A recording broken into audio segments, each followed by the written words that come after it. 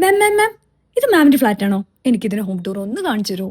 ഇതെന്റെ അപ്പാർട്ട്മെന്റ് അല്ല, പക്ഷെ ഇതേപോലത്തെ ഒരു സ്പേഷ്യസ് അപ്പാർട്ട്മെന്റ്, ലക്ഷറി അപ്പാർട്ട്മെന്റ് നിങ്ങൾക്ക് സ്വന്തമാക്കാം. നമ്മൾ കയറി വരുമ്പോൾ ആദ്യമേ കാണുന്ന ഫോർമൽ ലിവിംഗ് ഏരിയ ആണ്.